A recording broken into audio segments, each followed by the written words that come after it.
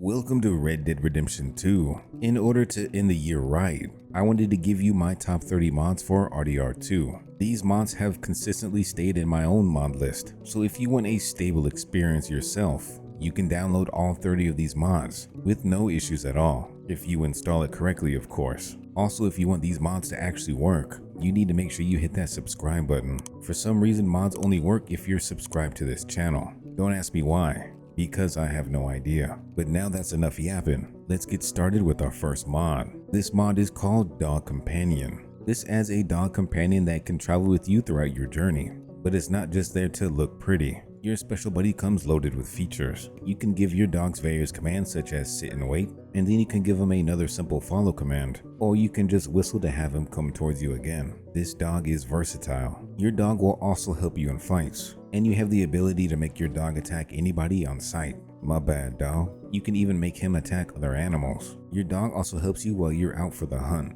so your dog can help track other animals, or even help to find it after you've killed it. Your dog even comes equipped with its own needs mechanics, so you'll need to keep your dog's cores up by feeding it. But of course, this is all configurable, so after you actually install the mod, you can go into your dog companion folder, and inside you'll see the dogcompanion.ini file. If you click into this, you'll have a bunch of different options you can customize. I don't want to have to worry about my dog, so by inputting 0 next to this, my dog will never go hungry. And then furthermore, I like to make my dog invincible, so even if my dog is getting mauled by a bear, I know he'll be safe. It's rather simple to find your companion as well. You just need to go up to any dog that you find in game, and then after you pat it, you'll have a new prompt that says bond. Once you've done that, you'll have your own furry fella. Next up, we have a mod called BodyguardSpawner, and this mod allows you to spawn in any NPC to basically be your bodyguard. It comes with a handy little menu, which you can choose different things such as the formation of your group, dismissal of your current bodyguards, summoning a random bodyguard, and then the custom menu. This is where you can choose certain models, so you can choose from the female or male NPC pool, or even any gang member. So for example, you could spawn in Dutch, and then after doing so, you can choose his outfit. You're even able to choose the weapons that they wield, and once you confirm it, you'll have your own group of bodyguards. They'll even grab their own horses once you saddle up, so definitely a cool mod that adds some company to your journey. Now our next mod is called Rifle Holster, and this adds a fully custom holster to your back equipped rifle. Now this comes with a bunch of different variations, and quite honestly, no matter which one you choose, they all look pretty excellent. I guess the only bad thing I could say is that you can only choose one at a time, but it's super easy to swap them out, so no worries there. This mod is definitely too sleek to not have. Moving on is a mod called Bandit Hideouts. This mod adds 132 new bandit hideouts across the map. There's been 45 added ambush locations, and you may now have bandit posses on horseback that will chase you down. These locations are marked with a skull icon on the map, and as you can see, they are everywhere, so you'll have limitless opportunities to engage in combat. This is also super customizable with the Bandit Hideouts.ini file, so you're able to change a bunch of different scenarios, such as the number of bandits that spawn, or even taking out the bandits altogether and enabling zombie mode, which would turn these bandit hideouts into zombie lairs. And with all these new hideouts to fight and explore, we have some mods to make the combat a little bit more spicy. The first mod we've added for more spicy combat is called W.E.R.O. This is a Ragdoll mod that adds various physics in game, so you'll have new falling reactions, and the physics will be more fluid. This will help to increase the variety of animations that you see in game. NPCs won't stumble in the same direction every time you hit them, and now they act more dynamically with each shot, and this affects more than just the bullets. Other physics such as explosions, or even NPCs falling out of wagons have been improved. This basically makes the gunplay a little bit more realistic, and is honestly a must-have. Paired with this is a mod called Ped Damage Overhaul. This tries to make gunfights more diverse, dynamic, and interesting. So for instance, if their legs are injured, they'll stumble while they try to run away, and even have dynamic animations as they squirm on the ground. Now if these mods weren't enough, we also have something called BloodLust, which as you may be able to tell adds a lot more blood to each shot. There of course are different variations of this mod, so you can go extreme like I have, or go with something a little bit lighter if you want. Either way, this is one mod that you can't miss. And speaking of mods you can't miss, is something called Realistic Weapon Audio Overhaul.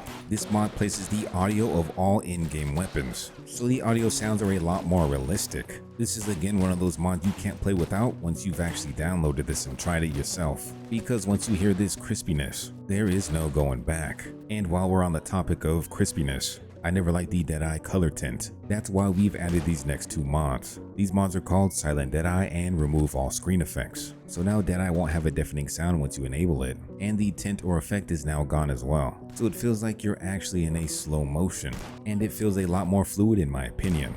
Now the last add-on we've added for combat is something called Improved Hitmarkers. So as you land your blow on the target, you'll have a sleeker looking hit marker, a little subtle mod, but a nice mod to add with different options. Now we've added a mod to spice up our weapons. This mod is called Metal Rework, and this reworks all of the metals to make it more realistic. Material properties have been tweaked, as well as the tone of some of the guns. So this just brings some new life into these dull weapons. Next up, we have a bunch of clothing mods that add thousands of different pieces of garments for you to wear. The first one is called WhyEm's DLC, and this adds hundreds of accessories. This mod alone gives you nearly endless options to customize your character, from new hats, new coats, and even new weapon accessories. Not to mention all the hairstyles and beards this mod adds too. But the great thing about this mod is that you can merge it with two others as well. So you can add Eastern's Epic Extras for even more clothing options. And then the thing about Eastern Epic's Extras specifically is the amount of accessories this mod has. So you can add everything from a pouch and canteen, binoculars, or even a backpack for your role-playing pleasure. And if these clothing options are still not enough, Gonpachiro's fancy Atelier has you covered.